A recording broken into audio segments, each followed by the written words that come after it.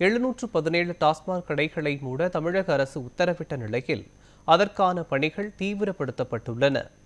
கன்னியாகுமரி மாவட்டத்தில் செயல்பட்டு வரும் 96 டாஸ்மாக் கடைகள் குறித்து அதிகாரிகள் ஆய்வு மேற்கொண்டனர். இதில் பள்ளி, கல்லூரி, வழிபாட்டு தலங்கள் மற்றும் பேருந்து நிலையங்களுக்கு மிக அருகில் செயல்பட்டு வந்த 18 டாஸ்மாக் கடைகள் கண்டறியப்பட்டுள்ளன. இந்த 18 கடைகளையும் மூடுவதற்கான அதிகாரப்பூர்வ உத்தரவு தமிழக அரசிடம் இருந்து பெறப்பட்டுள்ளதாகவும், அடுத்த 2 வாரங்களுக்குள் அந்த கடைகளை முழுமையாக மூடி சீல் வைக்க நடவடிக்கை எடுக்கப்படும் என்றும் அதிகாரிகள் தெரிவித்துள்ளனர்.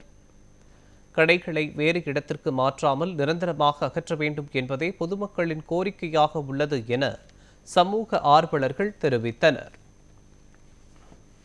தமிழ்நாடு முழுவதும் தமிழக அரசு அறிவிப்பு மிக வரவேற்பை ஏற்படுத்துகின்றது. காரணம் என்னவென்று சொன்னால், தமிழ்நாடு முழுவதும் உள்ள 717 டாஸ்மாக் கடைகளை அகற்றப்படும் என்று தமிழக முதல்வர்கள் உத்தரவு போட்டிருக்கின்றார். ரொம்ப வரவேற்கத்தக்கது.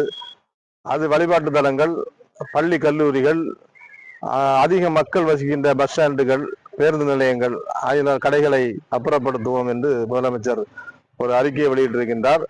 ஆனால் எங்களுடைய கோரிக்கை என்னவென்று சொன்னால், அவர்கள் மாற்றம் செய்கின்ற 717 கடைகளும் அது ரொம்ப லாங்ல சில முன்னாள் அரசுகள் எல்லாம் அதன் அருகில் பக்கத்துல மாற்றி வச்சாங்க கடைகளை. ஆனா அதே போல செய்யக்கூடாது. அந்த கடைகளை க்ளோஸ் பண்ண வேண்டும், அந்த கடைகளை மூட வேண்டும். இனிமே அந்த கடைகள் டாஸ்மாக் கடைகள் வரக்கூடாதுங்கிறது எங்களுடைய